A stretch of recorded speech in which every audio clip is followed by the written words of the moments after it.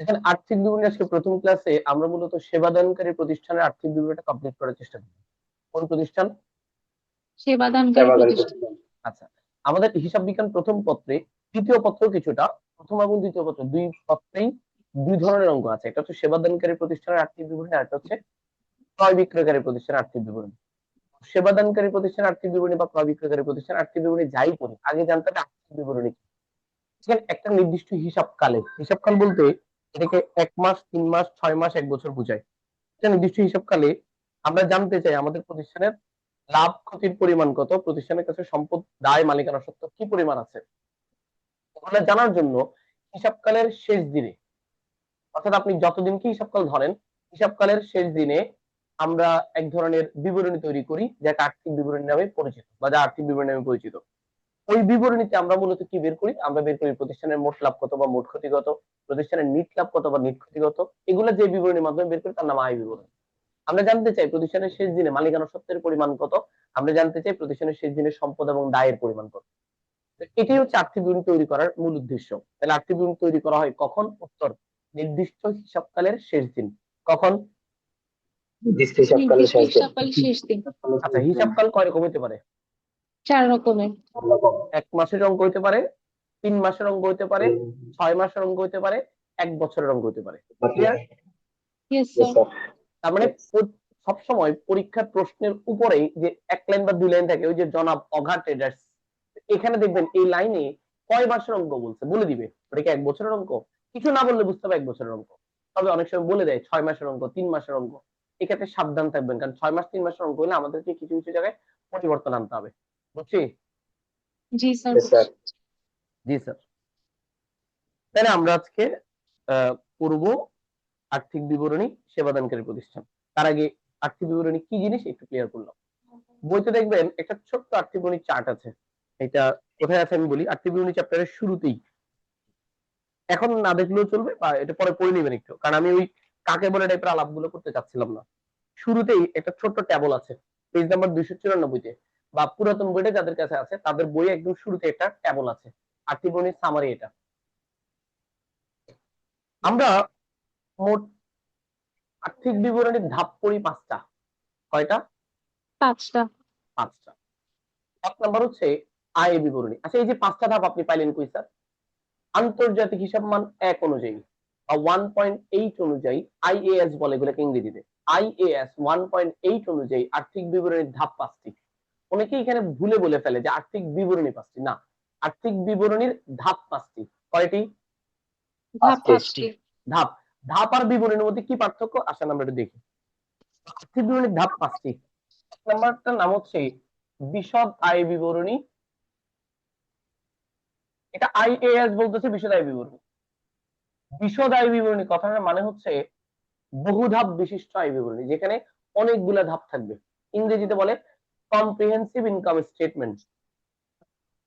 2 নম্বর মালিকানা সত্ত্ব বিবরণী।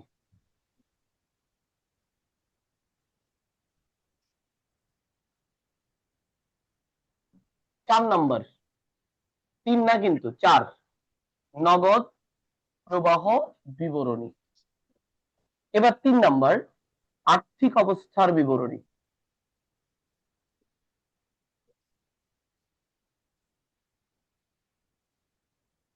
5 নম্বর আর্থিক অবস্থার বিবরণীর অপর নাম উদ্ধৃত্তপত্র বা স্থিতিপত্র। এখন এখানে খেয়াল করেন, আর্থিক বিবরণী, বিবরণী সূত্র দেখা যাচ্ছে 1 2 3 4, তাহলে আর্থিক বিবরণী কয়টি? 4টি। 4টি। কিন্তু আর্থিক বিবরণীর ধাপ কয়টি? 5টি। সবার কি এই ব্যাপারটা ক্লিয়ার হয়েছে? জি স্যার। আচ্ছা, এখন প্রশ্ন হচ্ছে স্যার আপনি কেন 1 2 4 এবং 3 করলেন? এই 3টা বিবরণীর বৈশিষ্ট্য একরকম, এটা বৈশিষ্ট্য আরেক রকম। এই 3টা বিবরণীকে আমরা বলি আর্থিক ফলাফল নির্ণয়ের বিবরণী। কিসের বিবরণী? আর্থিক ফলাফল নির্ণয়ের বিবরণী। আগামী কিছুক্ষণ আপনাদের কিছুই লিখতে হবে না, জাস্ট মনোযোগ দিয়ে কথা শুনেন। কিচ্ছু লেখার দরকার নেই, এগুলো বইতে আছে স্যার। হ্যাঁ, কথা শুনলে হবে, আর যদি লেখার প্রয়োজনে পরে রেকর্ড দেখে দেখে লিখিয়েন। আমরা অঙ্ক করার সময় শুধু অঙ্ক করবো, এরা পর্যন্ত বসে বসে শোনেন। কোনো কনফিউশন থাকলে বলে ফেলিয়েন, কারণ আমরা অনেক সময় এমসিকিউ পারি না, কন্ট্রাডিক্ট হয়। এই জন্য চেষ্টা করেন কথাগুলো মনোযোগ দিয়ে শুনতে। তাহলে আর্থিক ফলাফল নির্ণয়ের বিবরণী তিনটা। স্যার এগুলোকে আর্থিক ফলাফল নির্ণয়ের বিবরণী বলা হয় কেন? এগুলোতে একটা অ্যান্সার পাওয়া যায়, যেমন বিশদ আয় বিবরণীতে আমরা নিকলাব অ্যান্সার পাই। আমরা মালিকানা সত্ত্বের বিবরণীতে সমাপনী মালিকানা সত্ত্বের পরিমাণ জানতে পারি। আমরা নগদ প্রবাহ বিবরণীতে নিট নগদ বৃদ্ধি বা হ্রাসের পরিমাণ জানতে পারি। তাহলে এই তিনটা থেকে আমরা অ্যান্সার পাই। কিন্তু আর্থিক অবস্থার বিবরণীতে কিন্তু আমরা কোনো অ্যান্সার পাই না, আমরা একটা যোগফল পাই। কয়টা? দুইটা, এবং দুইটা যোগফল পরস্পর মিলে যেতে হয়। দুইটা যোগফল মিললে আমাদের অঙ্ক কারেক্ট, না মিললে আমাদের অঙ্ক ভুল। দুইটা যোগফল কি কি? একটা হচ্ছে সম্পদের যোগফল, আর একটা হচ্ছে দায় মালিকানা সত্ত্বের যোগফল।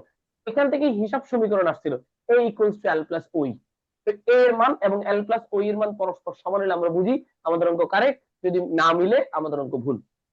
তাহলে লাস্টে অর্থাৎ 3 নাম্বার যেটা, এই বিবরণীর কোন মানে ফলাফল পাওয়া যায় না, এই বিবরণী থেকে আমরা জাস্ট দুইটা যোগফল পাই এবং দুইটা যোগফল পরস্পর মিলে যায়।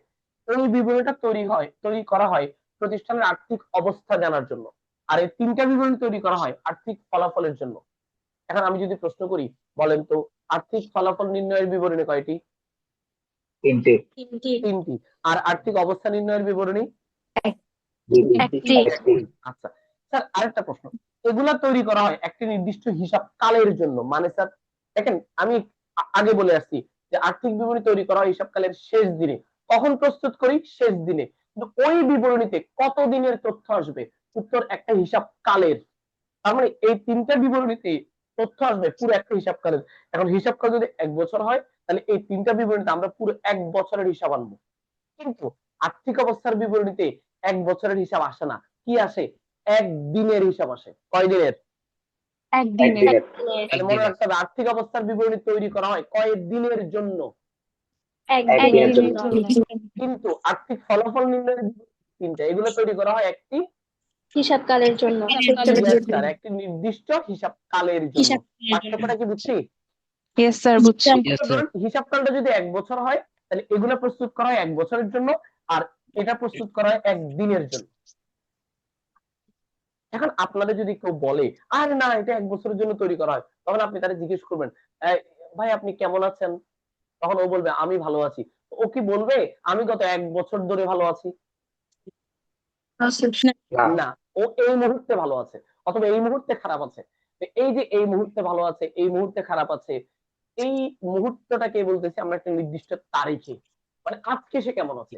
এই জন্য আর্থিক অবস্থা কখনো 1 বছরের জন্য হয় না, 1 দিনের জন্য হয়, একটি নির্দিষ্ট তারিখের জন্য হয়। পারা যাবে? জি স্যার। সময় নিয়ে মোট 3টা প্রশ্ন। 1, আর্থিক বিবরণী কখন প্রস্তুত করা হয়? উত্তর নির্দিষ্ট হিসাবকালের শেষ দিনে। ক্লিয়ার? জি স্যার। 2 নাম্বার, আর্থিক ফলাফল নির্ণয়ের বিবরণী কত দিনের জন্য করা হয়? উত্তর একটি নির্দিষ্ট হিসাব কালের জন্য। আর আর্থিক অবস্থার বিবরণী কত দিনের জন্য তৈরি করা হয়? উত্তর একটি নির্দিষ্ট দিনের জন্য। তারিখের জন্য বা দিনের জন্য।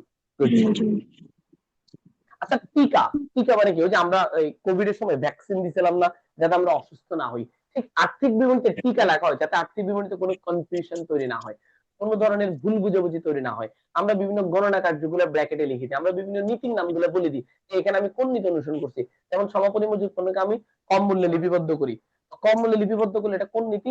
উত্তর এটা রক্ষণশীলতার নীতি। বুঝছি? জি স্যার। একটা মিনিট।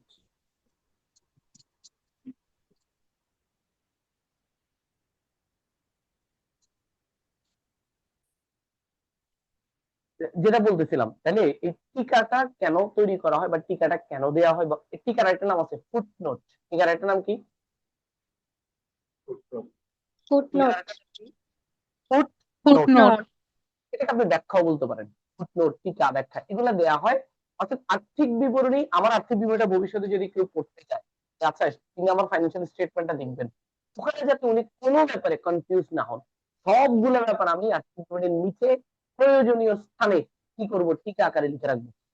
কারণ আমি সমাপনী মজুদ পণ্যের দুটো মূল্য আছে, আমি ছোট নীতি অনুসারে রক্ষণশীলতা নীতি অনুসারে উল্লেখ করেছি ওটাই টিকায়। তাহলে যেই ব্যক্তি এটা পড়বে সে কিন্তু কনফিউজ হবে না। বলেন স্যার। স্যার সাউন্ড আসতেছে না স্যার। এই সাউন্ড শুনতেছেন না আপনারা? স্যার শুনতেছি। অসুবিধা নেই, এই শোনেন অসুবিধা নেই। মাঝে মাঝে নেটওয়ার্ক ইস্যুর কারণে একটু হয়, বাংলাদেশ তো তো অসুবিধা নেই, তারা নাই। আর এটা যেহেতু আমি রেকর্ডেড ভার্সন দিয়ে দিব, নো টেনশন, ইনশাল্লাহ পরে আবার সাউন্ডগুলো মিলে নিবেন। আপাতত ক্লাসের মাঝখানে অনেকগুলো টুকটাক ঝামেলা হবে, টেনশন নিয়েন না, রেকর্ডেড ভার্সন দিব সবাইকে, আজকে দিয়ে দিব ইনশাল্লাহ। আচ্ছা, তাহলে আমাদের আর্থিক বিবরণী থিওরিটিক্যাল আলাপটা শেষ। অর্থাৎ আর্থিক বিবরণী কয়টা, আর্থিক বিবরণী কখন প্রস্তুত করা হয়, এটা কি জিনিস, এগুলো আশা করি ক্লিয়ার। ক্লিয়ার হয়েছে সবার? জি স্যার। এগুলো নিয়ে কারো কোনো প্রশ্ন আছে? নাই? চলুন আমরা আজকে সেবাদানকারী প্রতিষ্ঠানের আর্থিক বিবরণী পড়ব। কোন প্রতিষ্ঠানের? সমাধানকারী প্রতিষ্ঠান। সেবাদানকারী প্রতিষ্ঠান। সেবাদানকারী প্রতিষ্ঠানের আর্থিক বিবরণ। সেবাদানকারী প্রতিষ্ঠানের আর্থিক বিবরণী আমরা কেন পড়বো? প্রশ্ন হচ্ছে এটা। প্রতিষ্ঠানের আর্থিক বিবরণী। আর্থিক বিবরণী চ্যাপ্টারে আমরা মোট 3 ধরনের আর্থিক বিবরণী তৈরি করি। আর্থিক বিবরণী চ্যাপ্টারে একটা হচ্ছে আয় বিবরণী, একটা হচ্ছে মালিকানা সত্ত্ব বিবরণী, আর একটা হচ্ছে আর্থিক অবস্থার বিবরণী। নগদ প্রবাহ বিবরণীটা আমাদের এই চ্যাপ্টারে লাগে না, এটা নগদ প্রবাহ বিবরণী নামে যে চ্যাপ্টার আছে ওখানে লাগবে। তাহলে এখানে মোট আমরা 3টা আর্থিক বিবরণী তৈরি করব। সেবাদানকারী প্রতিষ্ঠানের আর্থিক বিবরণী আর ক্রয় বিক্রয়কারী প্রতিষ্ঠানের আর্থিক বিবরণীতে মেজর পার্থক্য হচ্ছে আয় বিবরণী। সেবাদানকারী প্রতিষ্ঠানে আমরা যে আয় বিবরণী তৈরি করি তার নাম হচ্ছে এক ধাপ বিশিষ্ট আয় বিবরণী। আয় বিবরণী কিন্তু দুই ধরনের, একটা এক ধাপ বিশিষ্ট আর একটা বহু ধাপ বিশিষ্ট।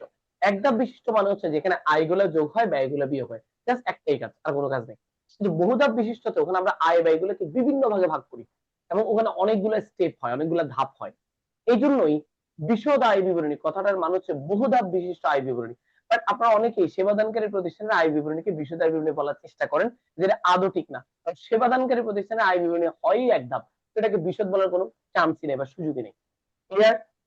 জি স্যার। আচ্ছা। ওকে। তো আর্থিক বিবরণীর ক্ষেত্রে সেবাদানকারী প্রতিষ্ঠানের আর্থিক বিবরণীতে কিছু নির্দিষ্ট সমন্বয় আছে, কিছু নির্দিষ্ট উপাদান আছে, এগুলোর বাইরে আসে না। তাহলে আপনি বইয়ে যে বোর্ড কোশ্চেন গুলো আছে সেখানে যে সমন্বয় গুলো আছে, একটা সমন্বয় আপনি একবার ভালো করে বুঝবেন যাতে পরের অঙ্কে আর একই সমন্বয় রিপিট করতে না হয়। যেমন কিছু কমন ওয়ার্ড আছে, আমি বলি অনুপার্জিত আয় নিয়ে কিছু কথাবার্তা আছে বা সেবায় নিয়ে। 2 নম্বর অগ্রিম বীমা, 3 নম্বর সাপ্লাইস, 4 নম্বর বলতে পারি অবচয়। শেষ। এই 3-4টা জিনিস বেশি গুরুত্বপূর্ণ। কি কি বললাম বলেন তো? অনুপার্জিত আয় বা সেবায়, 2 নম্বরে বলছি অগ্রিম বীমা, 3 নম্বরে বলছি সাপ্লাইস, 4 নম্বরে বলছি অবচয়। কয়টা? 4টা। 7টা। এই 4টা জিনিস যদি কারো ক্লিয়ার থাকে ইনশাআল্লাহ তার সেবাদানকারী প্রতিষ্ঠানে আর্থিক বিবরণী ভুল হবে না। ক্লিয়ার? স্যার। জি স্যার। তো চলুন আমরা ফরম্যাট পড়া শুরু করি। আগে ফরম্যাট পড়বো, তারপর অঙ্ক করবো ইনশাআল্লাহ। আমরা চেষ্টা করবো এটা আজকেই শেষ করতে। যদি এখন টানা না পারি আমরা বিকেল আবার ক্লাস করবো ইনশাআল্লাহ। এটা শুরু করতে একটু টাইম লাগছে আর কি আমার। এই প্রতিষ্ঠানের নাম কি দিব রে? স্যার জনাব অগা। অঘাটের অঘা। অঘা এই চানমিয়া, অগা অগা। অঘা repairing service. ও, এখানে কি রিপেয়ার করে আমরা জানি না, এটা কি অগাদেরকে রিপেয়ার করে কিনা এটাও জানি না। স্যার মগাদেরকে অঘা, রিপেয়ারিং করে। অঘা রিপেয়ারিং সার্ভিস। আমরা কি পড়বো? আয় বিবরণী। রিপেয়ারিং সার্ভিস, দেখেন এই নামটা দেখে বুঝতেছি এটা মূলত সেবাদানকারী প্রতিষ্ঠানের অঙ্ক। তবে হ্যাঁ, প্রতিষ্ঠানের নাম দেখে বোঝার দরকার নেই, কারণ অনেক সময় আমাদের প্রতিষ্ঠানের নামগুলা কাজের সাথে মিলে না। আমাদের স্যাররা আন্দাজ এটার নাম দিয়ে দেয়। তো দেখবেন অনেক সময় আমরা দেখি যে ওই এক মালিকানা কারবারের নামের সামনে মেসার্স দিয়ে বসে আছে। মেসার শব্দটার মানে হচ্ছে এটা মূলত জনাবের প্লুরাল নাম্বার বা জনাব জনাবার প্লুরাল নাম্বার, বহু বচন বোঝায়। অর্থাৎ এখানে অনেকগুলো মালিক। এক মালিকানা কারবারের নামে কখনো মেসার শব্দটা থাকতে পারে না, সাধারণত ট্রেডার্স, স্টোরস এই ওয়ার্ড গুলা থাকে। তো এখন নাম দেখে আপনি প্রতিষ্ঠান চেনার কোনো দরকার নাই, আপনি দেখবেন সেবা আয় এই টাইপের কোনো ওয়ার্ড আছে কিনা অঙ্কে। ক্রয় বিক্রয় থাকলে এটা ক্রয় বিক্রয়কারী প্রতিষ্ঠানের অঙ্ক, কিন্তু ক্রয় বিক্রয় না দিয়ে যদি সেবা আয় দেয়া থাকে তাহলে বুঝতে হবে এটা সেবাদানকারী প্রতিষ্ঠানের অঙ্ক। হ্যাঁ, সেবা আয়ের বিভিন্ন নাম আছে, যেমন ধরেন বলবে রিপেয়ারিং সার্ভিস আয়। তো রিপেয়ারিং সার্ভিস আয় মানেও আসলে এটা মূলত সেবা আয়। অর্থাৎ আপনি নামটা পড়ে যদি বুঝেন এটা প্রতিষ্ঠানটা সেবা দেয়, কোনো পণ্য বিক্রি করে না, ওইটাই সেবাদানকারী প্রতিষ্ঠানের অঙ্ক। ক্লিয়ার? স্যার। জি স্যার। জি স্যার। তাহলে অঘা রিপেয়ারিং সার্ভিস আয় বিবরণী 2025 সালের 31 ডিসেম্বর তারিখে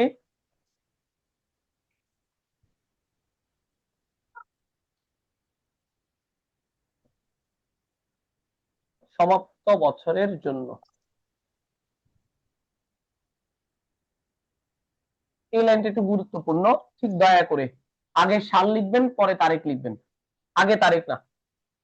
2025 সালের 31 ডিসেম্বর তারিখ, অর্থাৎ 31 ডিসেম্বর তারিখে যেই বছরটা শেষ হয়েছে ওই বছরের জন্য আমরা অঙ্কটা করতেছি। তাহলে 2025 সালের 31 ডিসেম্বর তারিখে সমাপ্ত বছরের জন্য।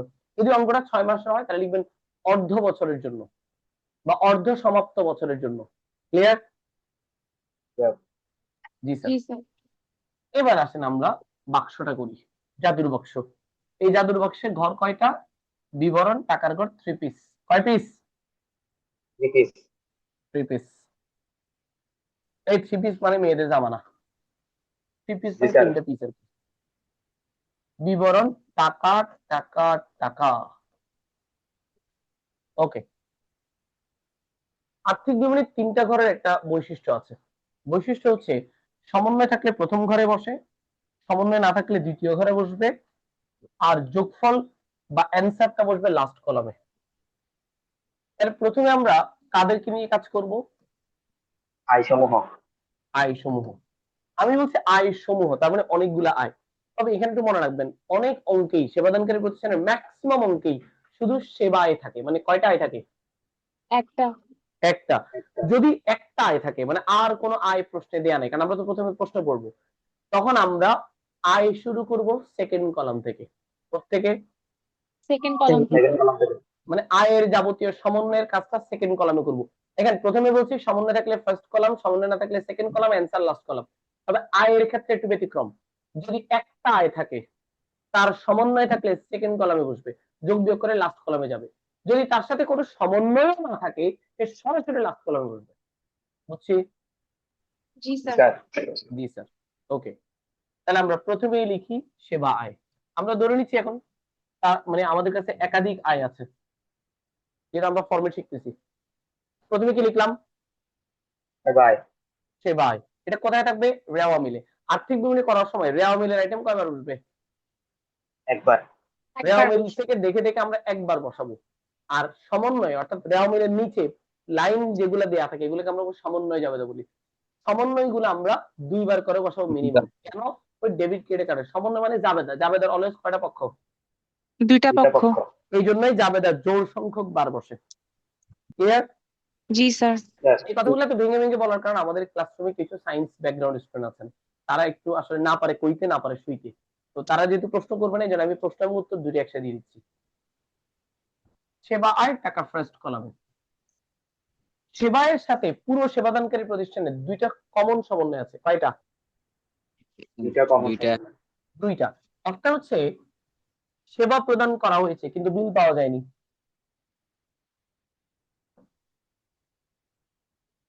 এটাকে আমরা বলি ধারে সেবা প্রদান। সেবা আয় অথবা প্রাপ্য সেবা আয়। হচ্ছে এই লাইনটা প্রশ্ন দিয়ে দিবে, ধারে সেবা প্রদান করা হয়েছে কিন্তু এখনো বিল পাওয়া যায়নি। বিল পাওয়া যায়নি মানে আপনার টাকাটা বাকিতে। ক্লিয়ার? জি স্যার। জি স্যার। এটা একটা সমন্বয়। এই সর্বোচ্চ কয়টা সমন্বয় বলছি সেবায়ের সাথে? দুইটা। দুইটা। 2টা। আমি প্রায় সময় একটা কথা বলি, অঙ্ক বুঝবেন প্লাস মুখস্থ করে ফেলবেন।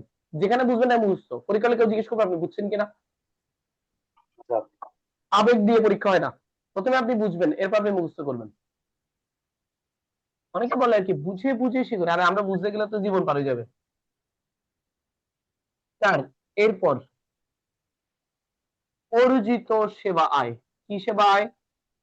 অর্জিত সেবায়। অর্জিত সেবায়। আপনাকে বলবে অনুপার্জিত সেবায়। অনুপার্জিত সেবায় মানে অগ্রিম সেবায়, মানে আমি রুগী দেখার আগে টাকা নিয়ে ফেলছি। অর্থাৎ ডাক্তার, আমি তো রুগী না, ডাক্তার না, সরি স্যার। মানে ধরেন আমরা কোচিং গুলাতে বেতন আগে নিই না, জি স্যার। আপনাকে পড়ানোর আগে জি কিন্তু স্যার। আপনার থেকে বেতন নিয়ে ফেলছি। এটা হচ্ছে আমাদের জন্য অগ্রিম আয়। এটাকেই মূলত বলা হয় অনুপার্জিত সেবায়। অনুপার্জিত সেবায় মানে বকেয়া আয় না, অগ্রিম আয়। তাহলে অগ্রিম আয় যেটা পাইছিলাম তার মেয়াদ শেষ হয়ে গেছে, অর্থাৎ সেটা এখন আয় হয়ে গেছে।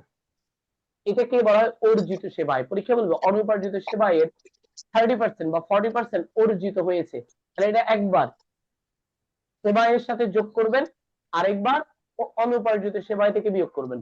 ক্লিয়ার? জি স্যার। ওকে।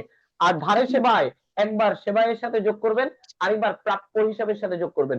জাবেদা প্রাপ্য হিসাব ডেবিট, সেবায় ক্রেডিট। তাহলে এই দুইটা সমন্বয় কি আমাদের ক্লিয়ার হয়েছে কিনা? কোনো জি কনফিউশন স্যার। থাকলে বলেন। দুই একজন শুধু জি স্যার বলে, বাকিরা ঘুমায়। স্যার বুঝি না এটা। কি বোঝেন না, স্যার আগামীকালকে বলিয়েন। এটা আবার বলেন। এই যে বোঝেন না, এটা আগামীকালকে বলিয়েন। হ্যাঁ, অটো হুম। এরকম ঘুম থেকে উঠছে। তাহলে সেবায় লিখছি ফার্স্ট কলামে। তারপর আমরা বললাম দুইটা সমন্বয় থাকতে পারে সেবায়ের সাথে। একটা হচ্ছে ধারের সেবা প্রদান কিন্তু এখনো বিল পাওয়া যায়নি, অথবা সেবা প্রদান কিন্তু বিল পাওয়া যায়নি, এটাকে আমরা অলিখিত সেবায় বলতে পারি। মানে আপনি বাকিতে সেবা দিচ্ছেন কিন্তু টাকা পান নাই, এটা সমন্বয় যাবে না। তাহলে যাবে নাকি প্রাপ্য হিসাব ডেবিট, তার মানে প্রাপ্য হিসাবের সাথে যোগ হবে। প্রাপ্য হিসাব কোথায় থাকে? সম্পদ, আর্থিক অবস্থা বিবরণী থাকে ওখানে একবার, আরেকবার সেবায়ের সাথে যোগ, কারণ সেবায় ক্রেডিট। ক্লিয়ার? জি স্যার। স্যার একটা কোশ্চেন ছিল। 1 মিনিট, আগে শেষ করি, 1 মিনিট। পরেরটা বলবে অনুপার্জিত সেবায়ের এত টাকা অর্জিত হয়েছে। তাহলে অর্জিত সেবা আয়, সেবা আয়কে বাড়াবে, সেবা আয়ের সাথে যোগ, আরেকবার অনুপার্জিত সেবা আয় থেকে বিয়োগ। ক্লিয়ার? স্যার। হ্যাঁ, এবার প্রশ্নটা বলেন। স্যার আপনি বলছেন মানে প্রাপ্য হিসাবটা যেটা ওটা হচ্ছে যে আর্থিক অবস্থা বিবরণীতে স্থায়ী সম্পত্তিতে বসবে, কিন্তু স্যার প্রাপ্য হিসাব। স্থায়ী বলি নাই তো, চলতি বলছি। আচ্ছা বুঝছি স্যার। স্থায়ী কেন আসবে? স্থায়ী বলে গেছিলাম হুম। না মনে হয়। না স্যার। এটা চলতি সম্পদ, চলতি সম্পদ মানে আর্থিক অবস্থা বিবরণীতে সম্পদ পাশে আসবে বলছি। যাই হোক, তাহলে সেবাই নিয়ে আমাদের আর কোনো কনফিউশন হবে না স্যার, ইনশাল্লাহ। না? স্যার ইনশাল্লাহ আমরা সেবাই পারবো। ঠিক আছে, এবার আমি কিছু আয়ের নাম বলি, আপনারা শুনে শুনে করে লিখে ফেলেন। লিখেন শিক্ষানবিশ সালামি।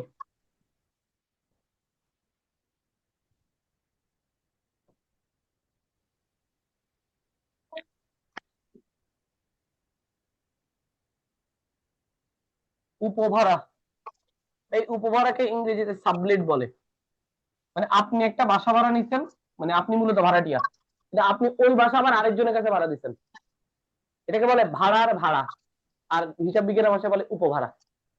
আমি নিজেই ভাড়াটিয়া, আমি কিন্তু বাড়ির মালিক না, আমি বাসাটা ভাড়া নিয়ে আরেকজনের কাছে ভাড়া দিচ্ছি, তখন আমি যে টাকাটা পাবো তার নাম উপভাড়া, আর আমি যে টাকাটা মালিকরে দিব তার নাম ভাড়া। ভাড়া খরচ উপভাড়া হয়, বুঝছি? স্যার। জি স্যার। স্যার শিক্ষানবিশ সালামি মানে কি? আমার ইন্টার্নদের থেকে আমি যে টাকা পাবো, একজন লোক আমার কাছে কাজ শিখতে আসছে, যেটাকে আমি ইন্টার্ন বলি, তো ওর থেকে আমরা যে টাকা পাবো সেটা আমাদের জন্য এক প্রকার আয়, শিক্ষানবিশ সালামি। আর ও যদি ওরে আমরা টাকা দিই, শিক্ষানবিশ ভাতা, ওটা আমাদের জন্য খরচ। ক্লিয়ার? জি স্যার। Okay sir. উপভাড়ার আরেকটা নাম হইতে পারে প্রাপ্ত ভাড়া। কি হইতে পারে? প্রাপ্ত ভাড়া। প্রাপ্ত ভাড়া। এরপর লিখি প্রাপ্ত কমিশন।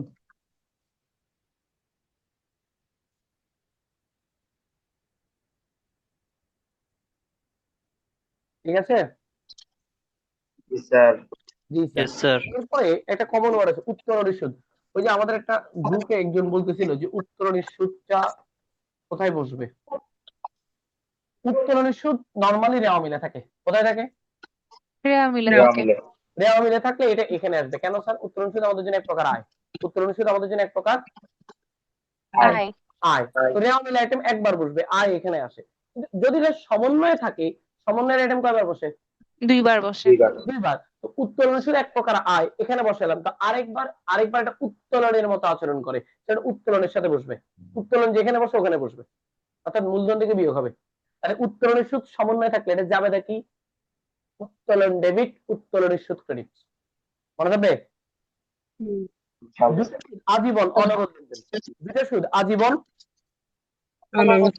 অনবদ্য লেনদেন, এগুলোর জন্য কখনো নগদ টাকা আসবেও না, যাবেও না। যাবেও না। একটা হচ্ছে উত্তোলনের সুদ আর এটা হচ্ছে মূলধনের সুদ, এগুলোর অপোজিট পাশে উত্তোলন আর মূলধন বসে। পারা যাবে? Yes, স্যার, ইনশাল্লাহ। জি স্যার, ইনশাআল্লাহ। এরপরে লিখেন লভ্যাংশ প্রাপ্তি।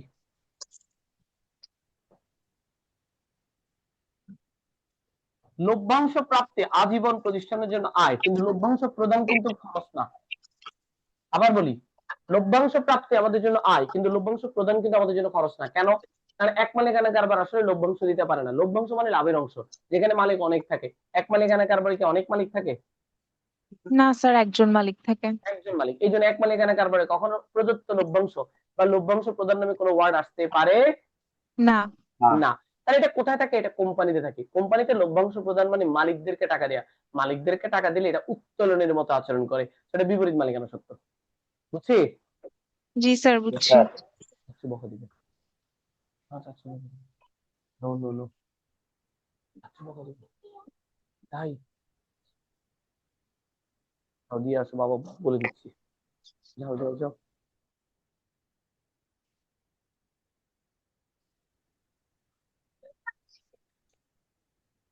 এরপরে স্যার এরপর লিখুন ব্যাংক সুদ অবলিক ব্যাংক মঞ্জুরিকৃত সুদ।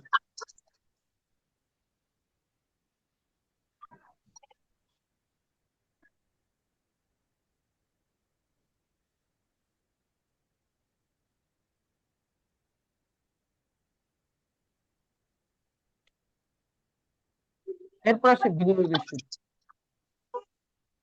এই ব্যাংক সুদ কথাটা কিন্তু খরচ হতে পারে যদি ডেবিট দিকে থাকে, বুঝছি? মনে রাখেন স্যার ব্যাংক সুদ কিন্তু খরচও হয় যদি ডেবিট দিকে থাকে, কিন্তু নর্মালি এটা ক্রেডিট দিকে থাকবে। ব্যাংক সুদ মানেই মূলত আয়। বিনিয়োগের সুদ আমরা ফার্স্ট কলামে লিখলাম। আপনার প্রশ্নে যদি বিনিয়োগের সুদ আগে থেকে দেয়া থাকে এবং বিনিয়োগও দেয়া থাকে তাহলে বিনিয়োগের সুদ লেখার সময় সাবধান। রেওয়া মিলে বিনিয়োগের সুদ যেটা থাকে এটা আমাদের জন্য এক প্রকার আয়, তবে এটা দ্বারা বুঝায় আপনি এই বিনিয়োগের সুদের টাকা অলরেডি পেয়ে গেছেন। স্যার আর আমি আবার বলতেছি, রেওয়া মিলে যদি কখনো বিনিয়োগের সুদ দেখেন, যেই টাকাটা দেখবেন বুঝতে হবে এই টাকাটা আপনি অলরেডি পেয়ে গেছেন। পেয়ে গেছেন। এটা যাবে হচ্ছে নগদের হিসাব ডেবিট বিনিয়োগের সুদ ক্রেডিট, মানে এই বিনিয়োগের সুদ আপনার আয় এবং টাকাটা আপনি অলরেডি পেয়ে গেছেন। রেওয়া মিলে সাধারণত প্রাপ্ত টাকাটাই থাকে। আমার কাছে বিনিয়োগ আছে কত 10% বিনিয়োগ টাকা ধরেন 1 লাখ, তাহলে 1 লাখ টাকা 10% কত রে? 10,000 টাকা। 10,000। তাহলে আমার 10,000 টাকা। বিনিয়োগের সুদ পাওয়ার কথা কত টাকা? 10,000 টাকা। আমি দেখলাম রেওয়া মিলে টাকা আছে 6,000। কত টাকা? 6,000 টাকা। তাহলে রেওয়া মিলে বিনিয়োগের সুদ আছে 6,000, কিন্তু আমার পাওয়ার কথা কত? 10,000 টাকা। 10,000 বাকি আছে, তাহলে 4,000 টাকা হ্যাঁ বাকি। স্যার 4,000 টাকা বকেয়া। তাহলে এইভাবে বের করে নেবেন, আগে বিনিয়োগের সুদটা পার্সেন্ট করে বের করবেন, তারপরে রেওয়া মিলের সাথে তুলনা করবেন। যদি দেখেন রেওয়া মিলে কম আছে তাইলে বকেয়াটা যোগ হবে, যদি রেওয়া মিলে কম না থাকে বকেয়া আনার দরকার নেই। বুঝছি? জি sir. Yes sir. Sir Clear? অগ্রিম যদি বেশি কখনো থাকে দেওয়া থাকে? সুদ কখনো অগ্রিম হয় না। সুদ হয় কম কখনো থাকবে না হলে এক্সাক্ট সুদ কখনো অগ্রিম হয় না। অগ্রিম হয় না। আমরা আবার কিছু ওয়ার্ড মনে করে দিই। মজুরি, মজুরি, সুদ। মজুরি, সুদ, আয়কর। কয়টা জিনিস বলছি? 3টা জিনিস। বলেন তো কি কি? মজুরি, সুদ, আয়কর। মজুরি, সুদ, আয়কর। এটা মুখস্থ করেন, কোনো সন্দেহ নাই, কোনো বিতর্ক নাই। এই 3 জিনিসের ক্ষেত্রে কখনো অগ্রিম হবে না। এই 3 জিনিসের ক্ষেত্রে কখনো অগ্রিম হবে না। হবে না। ক্লিয়ার? Yes sir, clear. যদি কোথাও এই 3 জিনিসের অগ্রিম দেখেন বুঝতে হবে প্রশ্নকর্তাই অঙ্ক ভুল করছেন। ঠিক আছে? জি স্যার। জি স্যার। মজুরি, সুদ, আয়কর। মজুরি, সুদ, আয়কর।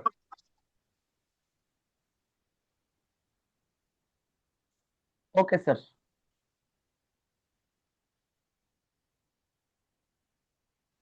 তারপর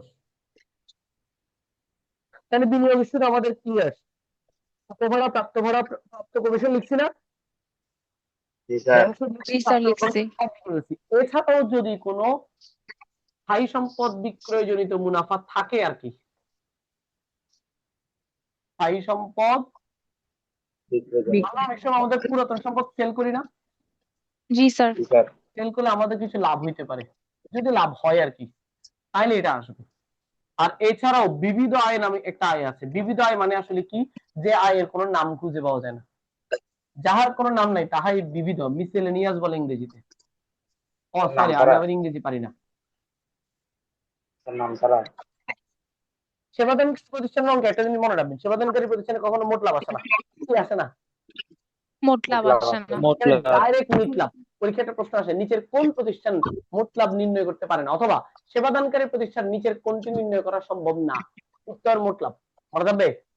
জি স্যার, মনে ইয়েস থাকবে। স্যার। সাধারণত 2 ধরনের প্রতিষ্ঠানে মোট লাভ আসে না। কয় ধরনের প্রতিষ্ঠান? 2 ধরনের দুই প্রতিষ্ঠান। ধরনের। একটা মোট লাভ, সরি, একটা সেবাদানকারী প্রতিষ্ঠান, একটা অব্যবসায়ী প্রতিষ্ঠান। কি ব্যবসায়ী? অব্যবসায়ী। অবশ্যই হ্যাঁ, অব্যবসায়ী প্রতিষ্ঠানের অঙ্ক আমরা মোট লাভ বের করতে পারি না। আবার আরেকটা অঙ্কে আমরা মোট লাভ বের করতে পারি না, একতরফা দাখিলা পদ্ধতিতে। তাহলে একতরফা দাখিলা পদ্ধতিতে অব্যবসায়ী প্রতিষ্ঠানের অঙ্কে, সেবাদানকারী প্রতিষ্ঠানের অঙ্কে, এই 3 জায়গায় গিয়ে মনে রাখবেন মোট লাভ নির্ণয় করা সম্ভব না। নয়। নয়। তার এই প্রশ্নটা আসছে বিগত বছরে। তাহলে আমার আয়ের স্যার যোগফল example পেয়ে দেন? গেছে। আয় নিয়ে কারো কোনো কনফিউশন আছে? না স্যার। No sir. নাই। এবার তাহলে চলে যাই ব্যয় সমূহ। দেখেন এই কর্নারে আমি লিখতেছি বাদ, বাদ লিখছি, বিয়োগ চিহ্ন লিখি না। আপনারা অনেকে বিয়োগ চিহ্ন লেখেন, কখন বিয়োগ চিহ্ন আর কখন বাদ হয় এভাবে বললে তো একটু ক্লিয়ার হবে না। আপনারা এখন ইন্টারমিডিয়েটে পড়েন, অনেক বড় স্টুডেন্ট। বাদ মানে একটা পয়েন্ট, বা বিয়োগ বাংলায় যখন লিখবেন এটা একটা পয়েন্টের নাম, কিন্তু আপনি যখন এটা মাইনাস চিহ্ন লেখেন এটা একটা পয়েন্ট না, এটা একটা সিঙ্গেল ওয়ার্ড। বুঝতে পারছি? আমরা কারোর সাথে জি বকেয়া স্যার। যোগ করার সময়, অগ্রিম বিয়োগ করার সময় চিহ্ন ব্যবহার করি, কিন্তু আমরা যখন একটা পয়েন্ট লিখি তখন আমরা বাংলায় লিখি যোগ অথবা বাদ অথবা বিয়োগ বাংলায়। ক্লিয়ার? জি স্যার। ক্লিয়ার। আপনি এখানে বিয়োগ বাংলায় লিখতে পারবেন, তাও বিয়োগ চিহ্ন লিখেন না স্যার। আপনার অনেক সময় স্যার লিখতে কি ভুল হবে, আর লেখার পরে যে আচ্ছা কাউরে যদি মারি ফেলার পরে বলেন মাল লিখি স্যার মরি যাবে, হইল কিছু? না স্যার।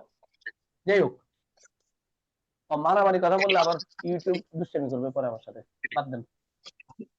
তাহলে বাদ, আমি কি লিখতেছি এগুলো, খরচ সমূহ লিখবো তো, খরচ সমূহ বা ব্যয় সমূহ, খরচ সমূহ বা ব্যয় সমূহ। খরচ ব্যয় সমূহ। বললেই একটু বেশি সুন্দর লাগবে, কারণ ব্যয় বললে একটা ঝামেলা আছে। আবার কি ঝামেলা? অ্যাকাউন্টিং সেকেন্ড পেপারে দেখবেন ব্যয় আর খরচ কিন্তু এক না, ফার্স্ট পেপারে আসলে এক না, আমরা পড়ছি আর কি। ব্যয় আর খরচ কি নয়? এক নয়। এক নয়। এক নয়। ঠিক আছে, তাহলে খরচগুলা কি কি ধরে নিচ্ছি। প্রথমে ভাড়া, ভাড়া মানে তো বোঝেন না? স্যার। তো ভাড়া ইয়েস অনেক স্যার। সময় অগ্রিম হইতে পারে, অনেক সময় বকেয়া হইতে পারে। যে কোনো খরচ বা যে কোনো আয় বকেয়া হলে যোগ, অগ্রিম হলে বিয়োগ। বিয়োগ। আচ্ছা বকেয়া ভাড়া আরেকবার কোথায় আসবে? বকেয়া তো সমন্বয়, একবার খরচের সাথে যোগ, আরেকবার বকেয়া খরচ এক প্রকার চলতি দায়। দায়। কি দায়? চলতি চলতি দায়। দায়। চলতি দায়। তাহলে আরেকবার চলতি দায় বসবে। গুড, এই তো আপনারা পারেন, শুধু পরীক্ষার খাতে গিয়ে পারেন না, ঠিক না? দিস ইজ পারি তো প্রবলেম। স্যার, ইনশাআল্লাহ পারবো। হ্যাঁ, পারবো স্যার, ইনশাআল্লাহ। পারবো ইনশাআল্লাহ স্যার। আচ্ছা পারলে তো ভালো, বাট চাপাবাজি একটু কম করো। আসেন, বেতন, বেতন ঠিক একই কাহানি, বকেয়া হতে পারে। বকেয়া হইলেই যোগ, অগ্রিম হইলেই বিয়োগ। বিয়োগ। এবার লিখেন বীমা খরচ। এই ফরম্যাটটা যাদের সামনে আছে, বীমা খরচের নিচে দেখেন একটা অগ্রিম ভাড়া লেখা আছে, ভুলে এটা বীমা হবে। যাদের কাছে বই আছে এই মুহূর্তে সামনে, ফরম্যাটে পেজ নাম্বার 295, ঠিক আছে? জি স্যার। তবে আমাদের জি স্যার। সেবাদানকারী প্রতিষ্ঠানের অঙ্কটা আসলে বীমা খরচ মাইনাস অগ্রিম বীমা, এটা সম্ভাবনা কম, কারণ আমাদেরকে অলওয়েজ দেওয়া মিলে একটা অগ্রিম বীমা দেয়া থাকে। কি দেয়া থাকে? অগ্রিম অগ্রিম বীমা। বিমা।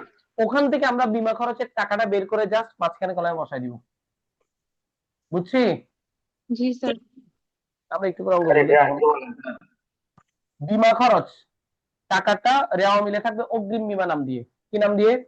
অগ্রিম বীমা নাম অগ্রিম দিয়ে। বিমা। সমন্বয়ে বলে দিবে বিমার, অগ্রিম বিমার কতটুকু আপনি খরচ হয়েছে এবছর। বলবে প্রতি মাসে বিমা 500 টাকা। তো ধরেন রেওয়া মিলে অগ্রিম বিমা আছে 10,000 টাকা, বলছে প্রতি মাসে 500, তো প্রতি মাসে 500 হলে 12 মাসে কত? 6000। 6,000। তাহলে আপনি বলবেন বিমা খরচ 6,000 টাকা, শেষ। এখানে অগ্রিম টাকা আনতে হবে না। ওই সম্পদ অংশে গিয়ে অগ্রিম বিমা লিখবেন 10,000 মাইনাস বিমা খরচ 6,000, বাকিটা দেয়া 4,000। ঠিক আছে? জি স্যার। জি স্যার। তারপর তাহলে বিমা খরচ লিখলাম। এরপরে আরেকটা কমন ওয়ার্ড, সাপ্লাইজ খরচ। কি খরচ? সাপ্লাইজ খরচ। রেওয়া মিলে সাধারণত অলওয়েজ সাপ্লাইজ দেয়া থাকে। কি দেয়া থাকে? সাপ্লাইজ দেওয়া লাগে। সাপ্লাইজ। ওখান থেকে আপনি বের করবেন এই বছরের সাপ্লাইজ খরচ কয় টাকা। স্যার এটা কিন্তু রেওয়া মিলে থাকবে না, এটা সমন্বয়ে থাকবে। রেওয়া মিলে অলওয়েজ একটা সাপ্লাইজ দেয়া থাকে। সাপ্লাইজ এক প্রকার চলতি সম্পদ। সাপ্লাইজ মনিহারির অপর নাম। সনাতন হিসাব বিজ্ঞানে বলে মনিহারি, বা ব্রিটিশ অ্যাকাউন্টিং বলে মনিহারি, আমেরিকান অ্যাকাউন্টিং বলে সাপ্লাইজ। মনিহারির ইংরেজি হচ্ছে স্টেশনারি, স্টেশনারি সিনোনিমটাই হচ্ছে সাপ্লাইজ। ক্লিয়ার? Yes sir. জি স্যার। তাহলে সাপ্লাইজ খরচ আপনি কই পাবেন? সমন্বয়ে পাবেন। আপনাকে রেওয়া মিলে একটা সাপ্লাইজ দিবে, এটা সম্পদ। ধরেন সাপ্লাইজ দেয়া থাকলো 6,000 টাকা, সমন্বয়ে বললো অব্যবহৃত সাপ্লাইজের পরিমাণ 2,000 টাকা। দেখেন রেওয়া মিলে সাপ্লাইজ আছে, সাপ্লাইজ এক প্রকার সম্পদ। সমন্বয়ে বলছে অব্যবহৃত সাপ্লাইজ, অর্থাৎ যে সাপ্লাইজ ব্যবহার করিনি ব্যবহার করে নিয়ে কয় টাকা? 2000 টাকা। আচ্ছা ছিল 6000, ব্যবহার করে নিয়ে 2000, তাহলে ব্যবহার করছি কত? 4000 এই 4000 4000 টাকার নামই সাপ্লাইজ খরচ। মনে থাকবে? জি স্যার Yes, sir. এটা যেভাবেই দিক আপনি খুঁজে বের করবেন ভাই কয় টাকা ব্যবহার করছি, ওই ব্যবহৃত অংশটা এখানে আসবে। ঠিক আছে, তাহলে দুইটা জিনিস, দুইটা তিনটে সমন্বয় খুব বেশি করে মনে রাখবেন, সেবা আয়, বীমা, আর এটা হচ্ছে সাপ্লাই। ঠিক আছে, Supplies. আপনি অঙ্ক ভুল করলে এগুলোতেই করবেন, অন্যগুলোতে অঙ্ক ভুল করার কোনো চান্স নেই। এরপর লিখেন উপযোগ খরচ। উপযোগ মানে তো বোঝেন না আপনারা, অবশ্যই ইউটিলিটি বোঝেন, উপযোগ বোঝেন না। আমরা স্যার ইংলিশ। উপযোগ খরচ পানির বিল, গ্যাস বিল, টেলিফোন বিল, বিদ্যুৎ বিল, এগুলো আর কি। এরপর দেখেন শিক্ষানবিশ ভাতা।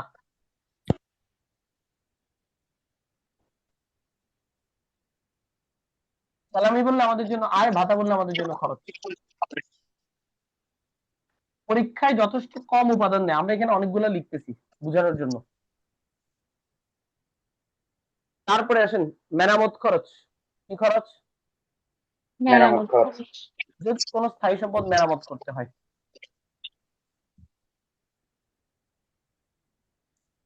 মার্ক করে রাখি, এগুলা সমন্বয় থাকবে। এবার আসেন আমরা আরো দুইটা সমন্বয় নিয়ে কথা বলি। অবচয়, যদি অস্পর্শনীয় সম্পদ হয় সেক্ষেত্রে অবলোপন।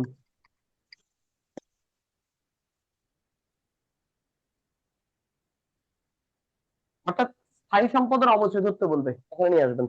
স্থায়ী সম্পদ আমরা জানি দুই ধরনের বেসিক্যালি, যদি স্থায়ী সম্পদ মূলত তিন প্রকার, না আমাদের অঙ্কে আমরা দুই প্রকার পাই, একটা হচ্ছে দৃশ্যমান আর একটা হচ্ছে অদৃশ্যমান, আর প্রকারভেদে আরো একটা আছে, নাম হচ্ছে প্রাকৃতিক।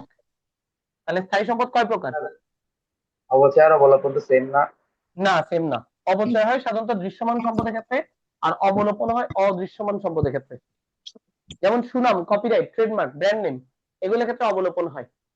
আর আসবাবপত্র, দালান কোঠা, যন্ত্রপাতি, অফিস সরঞ্জাম, ইজারা সম্পত্তি কোনটা হবে স্যার? বুঝলেন? ইজারা সম্পত্তি ইজারা সম্পদ একটা চুক্তি, একটা চুক্তি, এটার সাথে মেয়াদ জড়িত। কি জড়িত? মেয়াদ।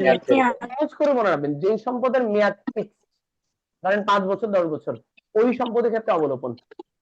আর যে সম্পদের মেয়াদ অনির্দিষ্ট, আপনি এখন যে মোবাইলটা দিয়ে কথা বলতেছেন বা ক্লাস করতেছেন, আচ্ছা আপনি কি বলতে পারবেন নিশ্চিত করে এই মোবাইলটা কত বছর যাবে? না স্যার। বলা যাবে না। তাহলে যেহেতু বলা যাবে না, তাহলে এই মোবাইলটা অনেক দিন যেতে পারে, কতদিন আমরা জানি না, এইটার মেয়াদটা অনির্দিষ্ট, কিন্তু এটা স্থায়ী সম্পদ, অনেকদিন যাবে। এদের ক্ষেত্রে অবচয় হয়। আর আমি কারোর সাথে সুনাম, কপিরাইট, ট্রেডমার্ক নিয়ে একটা চুক্তি করছি, বা ইজারা সম্পদের একটা চুক্তি করছি, সেখানে মেয়াদটা নির্দিষ্ট, একদিন বেশি হবে না, কম হবে না, সেক্ষেত্রে হচ্ছে অবলোপন। ক্লিয়ার? স্যার স্যার ইজারা সম্পদ মানে হচ্ছে দীর্ঘমেয়াদী ভাড়া চুক্তি। আপনি আপনার জমিদারের সাথে, মানে আপনি একটা বিল্ডিং এ 10 বছর 20 বছরের জন্য চুক্তি করছেন যে আপনি 10 বছর বা 20 বছর ওই বিল্ডিং এ থাকবেন জমিদারের সাথে, এই চুক্তিটার নাম হচ্ছে ইজারা সম্পদ। বুঝছি? স্যার। জি স্যার। কোনো কনফিউশন আছে আর? হ্যাঁ স্যার। ওকে, নাই, আর বুঝছি সব। Very good. এবার লিখেন বিজ্ঞাপন। সেবাদানকারীতে অবশ্য আমরা বিজ্ঞাপন খুব কম পাই, তাও যদি পাই আর কি কখনো। বিজ্ঞাপন থেকে আজীবন বিয়োগ করতে হয় কোন অংশটা? বিলম্বিত বিজ্ঞাপন। বিলম্বিত বিজ্ঞাপনটা। বিলম্বিত বিজ্ঞাপন মানে যেটা এবছরের না। তো বিজ্ঞাপনের সাথে দুইটা শব্দ জড়িত। কয়টা শব্দ? দুইটা। একটার নাম হচ্ছে বিলম্বিত, আরেকটার নাম হচ্ছে অবলোপন। একটার নাম বিলম্বিত, আরেকটার নাম অবলোপন। অবলোপন মানে খরচ অংশটা। মনে রাখবেন বিজ্ঞাপনের বাইরে যে টাকাটা যায় এটাই অবলোপনের টাকা। তো পরীক্ষা অনেক সময় চালাকি করবে, পরীক্ষা বলবে বিজ্ঞাপনের 5/1 অংশ অবলোপন করো। অবলোপন করা বললে ওই টাকাটা বাইরে লিখবেন, আর বিজ্ঞাপনের টাকাটা ভিতরে, এই দুইটার পার্থক্য বিলম্বিত। বুঝছি? জি স্যার বুঝছি Yes, sir. অবলোপন 5 ভাগ অংশ বললে কি 1 বছরেরটা বাইরে লিখবো? 1 মিনিট বাবা, 1 মিনিট ধৈর্য ধরো। 1 বছর আনিও না, ঝামেলা লাগবে। 1 বছর বলে না, অন্য কিছু বলে, শুনি। বলবে বিজ্ঞাপনের 5/1 অংশ। আচ্ছা কয় ভাগ? 5 ভাগ। 5 ভাগের 5/1 এক কয় অংশ? এক অংশ। কি করতে বলছে? ধরেন অবলোপন করতে বলছে। আচ্ছা অবলোপন করতে বলে নাই কয় অংশ? চার অংশ চার অংশের নাম বিলম্বিত। চার অংশের নাম বিলম্বিত মাথায় ঢুকছে? জি স্যার। যতটুকু অবলোপন বলবে বাকিটা বিলম্বিত, আর যতটুকু বিলম্বিত বলবে বাকিটা অবলোপন। তাহলে বিজ্ঞাপনকে আমরা কয় ভাগে ভাগ করি? 2 ভাগে। দুই ভাগে একটা অংশ অবলোপন আর একটা অংশ বিলম্বিত। বিলম্বিত। ভেরি গুড, মাথায় ঢুকছে? জি ইয়েস স্যার। স্যার। বিলম্বিত টাকাটা প্রশ্নে বলা থাকার দরকার নেই, প্রশ্নে যাই বলুক বিলম্বিত টাকাটা খুঁজে বের করবেন, বের করে ভিতরে লিখবেন। আর অবলোপনের টাকাটা আজীবন বাইরে তাহলে প্রশ্ন যাই বলুক, অবলোপন বলুক বিলম্বিত বলুক, আপনি দুই ভাগে ভাগ করতে পারবেন? পারবো ইনশাল্লাহ। ইনশাআল্লাহ স্যার। বিলম্বিত বিজ্ঞাপন আরেকবার বসবে অলিক সম্পদ বা ভুয়া সম্পদে। কোন সম্পদ? অলিক সম্পদ, ভুয়া সম্পদ। ভুয়া সম্পদে। আমরা অনেকেই ভুল করি, বিজ্ঞাপনের অবলোপন বললে পোলাপান কি করে, বিজ্ঞাপন মাইনাস অবলোপন টাকাটা এখানে বসায় দেয়। বাবারে অবলোপন নিজেই খরচ, খরচ থেকে খরচ বিয়োগ করা যাবে না। অবলোপন মানে বিজ্ঞাপনের খরচ অংশটা। তো বিজ্ঞাপনের ফরম্যাট আজীবন এটাই হবে, প্রশ্ন যেমনই হোক, প্রশ্ন যেমনই হোক, বিজ্ঞাপন লেখার ফরম্যাট আজীবন এটা। ক্লিয়ার? জি স্যার, ক্লিয়ার। জি স্যার। বলেন কি বলতেছেন মাঝখানে? হ্যাঁ অবলোপনটা কই বলবো? বুঝিনি, আবার বল দুর্জয়। অবলোপনটা কই বলবো? অবলোপনটা বাইরে বসবে বাবা, এই যে দেখো, বুঝছো দুর্জয়? যাক, তুই যে প্রশ্ন করছিস আমার সৌভাগ্য, দুর্জয় প্রশ্ন করছে আজকে, সেকেন্ড ইয়ার রব জানে কুইজ দুর্জয়। আচ্ছা যাই হোক, তাহলে মেরামত খরচ লিখছিলাম।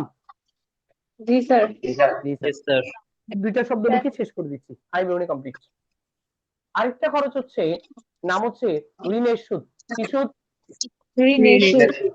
স্যার এটার আলাপটা বিনিয়োগের সুদের মতোই। ঋণের সুদ রেওয়া মিলে থাকতে পারে, না থাকলে কোনো অসুবিধা নেই, থাকতে পারে। তার মানে এই টাকাটা আপনি অলরেডি দিয়ে ফেলছেন। ভেরি দিয়ে গুড, দিয়েছি। ঋণের সুদটা আমরা অলরেডি দিয়ে দিচ্ছি, তাহলে এই টাকাটা দিয়ে দিচ্ছি। এখন প্রশ্নে ঋণ আছে 6% ঋণ, কত টাকা? 1,00,000 টাকা। আচ্ছা 1,00,000 টাকার 6% কত? 6,000 টাকা। এই বছর আমরা ঋণের সুদ দেওয়ার কথা কয় টাকা? 6,000 টাকা। 6,000। রেওয়া মিলে দেয়া আছে ঋণের সুদ 1,500 টাকা, মানে 1,500। তার মানে দেয়ার কথা 6,000, দিছি 1,500, তাহলে বাকিটা 4,500 টাকা 4,500 টাকা কি? বকেয়া। বকেয়া। বুঝছি? জি স্যার, বুঝছি। ইয়েস জি স্যার। স্যার, কাহানি শেষ। আরেকটা খরচের নাম লিখেন স্থায়ী সম্পদ বিক্রয়জনিত ক্ষতি। আমি আশা করব আপনারা ঠিক এখনই বাসায় বসে বসে সকল সৃজনশীলের আয় বিবরণী অংশটা একটু দেখবেন, অঙ্ক করার দরকার নেই, অঙ্ক করবেন আজকে বিকালে। স্যার বলেন না স্যার। ঋণের সুদের টাকা কোনটা বসবে? 6,000 বসবে? ঋণের সুদের টাকাটা 6,000 বসবে না, ঋণের সুদের টাকাটা আগে রেওয়া মিলেরটা বসবে, বসাইলাম। তারপর সমন্বয় সরি ঋণের উপর পার্সেন্ট করে দেব, টোটাল সুদ কত বের করলাম 6,000। তো রেওয়া মিলেরটা কত লিখছিলাম? 1,500, তার সাথে নতুনটা যোগ করব। 6,000 থেকে 1,500 বাদ দিলে বাকিটার নাম বকেয়া, দুটা যোগ করলে বাইরে 6,000ই যাবে। বুঝছি এবার? জি স্যার, জি স্যার। এরপরে ওই যে কমন ওয়ার্ড বিবিধ খরচ, মানে এতগুলা খরচ ছাড়াও যদি আরো কোনো খরচ থাকে আর কি, তার নাম খুঁজে পাওয়া যায় না, এই বিবিধ। কাহানি শেষ। তাহলে লাস্ট কলামে আমরা দুটো জিনিস পেলাম, উপরে পাইছিলাম আয়ের যোগফল, এখন পেলাম ব্যয়ের যোগফল। আয় থেকে ব্যয় বাদ দিলে যাহা আসিবে তাহাই আমাদের লাভ অথবা ক্ষতি। আমরা এতক্ষণ কোনো ব্র্যাকেট ইউজ করছি না। দয়া নো করে স্যার। ব্র্যাকেট দিয়ে দিয়েন না। আমরা এতক্ষণ লিখছি আয় বাদ ব্যয়, বাদ লিখলে আর আবার বিয়োগ চিহ্ন দিতে হয় না। এখন আমরা যে অ্যান্সার পাইছি, অ্যান্সারটা দুই রকম হইতে পারে, প্লাস চিহ্ন অথবা মাইনাস চিহ্ন। আর এই মাইনাস আপনি পাইলেন কই? ক্যালকুলেটর যখন আপনি অঙ্ক করেন, পজিটিভটা যদি ছোট হয় নেগেটিভটা যদি বড় হয় অটোমেটিক একটা মাইনাস চিহ্ন আসে। Yes sir. আসে? জি স্যার। তো যদি আয় থেকে ব্যয় বেশি হয়ে যায় তাহলে ক্ষতি আসবে। তাহলে প্রথম অংশটার নাম নিট লাভ, আর পরের অংশটার নাম ক্ষতি। নিট ক্ষতি। আমরা কি বুঝছি? Yes sir. তাহলে আমাদের সেবাদানকারী প্রতিষ্ঠানের আয় বিবরণী কমপ্লিট।